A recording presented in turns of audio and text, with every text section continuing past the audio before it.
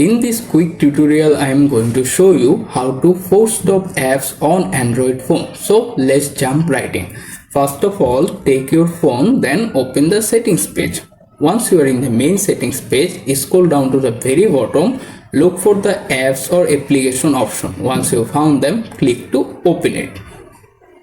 After the app page, here you can see all of the install, pre-install, all of app listed there.